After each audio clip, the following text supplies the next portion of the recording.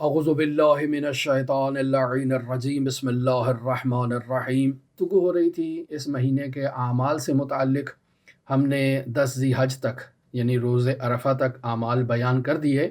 لیکن روز ترویہ یہ رہ گیا بیان کرنا، تو روز ترویہ کی اہمیت کے بارے میں آج آپ سے گفتگو کریں گے، اور پھر آگے جو ہے وہ عید قربان سے متعلق اور آگے کے معاملات سے متعلق گفتگو کرتے ہیں۔ مناسک حج میں ترویہ کا دن نہایت اہم دن ہے، یعنی عرفہ کے دن سے ایک دن پہلے 9 ذی حج کا دن عرفہ کا دن ہے، تو ایک دن پہلے جو 8 ذی حج کا دن ہے یہ نہایت ہی اہمیت کا دن ہے، اسے روز ترویہ کہتے ہیں۔ جس دن پانی ترویہ کا مطلب یعنی پانی پلانا، پانی پہنچانا، پانی ذخیرہ کرنا، اور قدیم زمان میں چونکہ مشعر میں، عرفات میں، مینا میں پانی موجود نہیں ہوتا تھا، لہٰذا ترویہ کے دن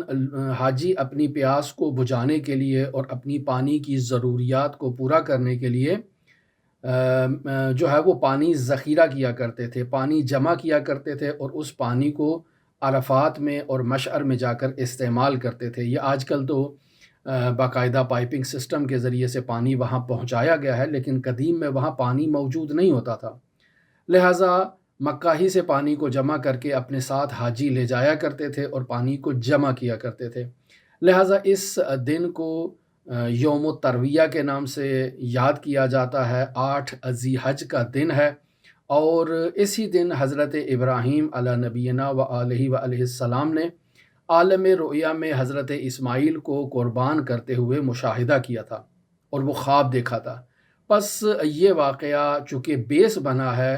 اعمال عرفہ کے لیے، رمی جمرات کے لیے، لہٰذا ایک نہایت ہی معنوی اہمیت کا حامل ہے یہ دن۔ اور بیان ہوا ہے کہ اسی دن حضرت ابراہیم علی نبینا و علیہ السلام کو اللہ کے گھر خانہ کعبہ کی تعمیر کا حکم ہوا تھا، لیکن انہیں چونکہ مکان کا علم نہیں تھا کہ کس جگہ پر خانہ کعبہ کو تعمیر کرنا ہے، تو اللہ تبارک و تعالیٰ نے حضرت جبرائیل کو اس مکان کو معین کرنے کے لیے بھیجا۔ پھر خداوند متعال نے بنیادیں بھی بھیجیں، اور پھر خداوند متعال نے حجر اسود بھی بھیجا، اور اس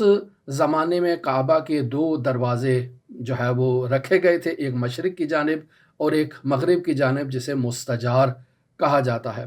اب جبرائیل نے حضرت ابراہیم اور حضرت اسماعیل کو 8 ذی حج کے دن یہیں سے مکہ سے پانی جمع کرنے کے لیے اور عرفات میں اس پانی کے ساتھ جانے کے لیے حکم دیا تھا اور بتایا تھا، تو اس وجہ سے اس دن کو یوم الترویہ کہا جاتا ہے۔ یوم الترویہ کے اعمال کیا ہیں؟ تو یوم الترویہ میں حاجی جو حج تمتع انجام دے رہے ہیں وہ اسی ترویہ کے دن مکہ سے احرام باندھتے ہیں، یعنی حج کی نیت کرتے ہیں، حج تمتع کی نیت کرتے ہیں، لباس احرام کو پہنتے ہیں، لبیک اللہم لبیک کہہ کر وہ باقاعدہ محرم ہوتے ہیں،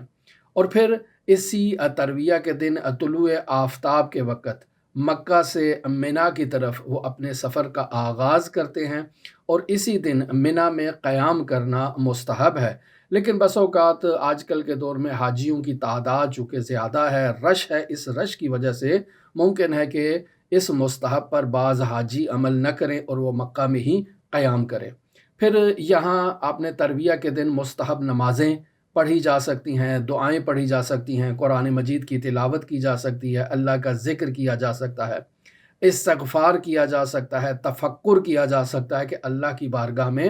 ہم کلام ہونا ہے، اور کل کا دن چونکہ عرفہ کا دن ہے اور نہایت ہی اہمیت کا حامل ہے، اس وجہ سے یہ ترویہ کے دن ان اعمال کے ذریعے سے حاجی خود کو اللہ سے ملاقات کے لیے تیار کرتا ہے۔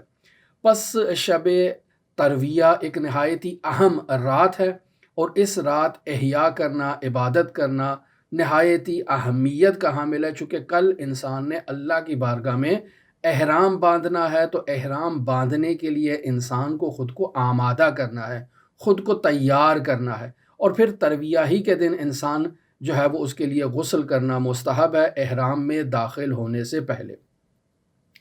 بس یہ تو عزیزان محترم ترویہ سے متعلق گفتگو ہو گئی. بس اللہ کی بارگاہ میں ان دعاؤں کے ساتھ آج کی گفتگو کو ہم کمپلیٹ کرتے ہیں کہ خداوند متعال منجی عالم بشریت حضرت صاحب العصر والزمان کے ظہور میں تعجیل فرمائے اور ہمیں حضرت کے اصحاب و اعوان و انصار کی فہرست میں شمار فرمائے. اللہم صلی علی محمد و آل محمد وعجل فرج قائم آل محمد.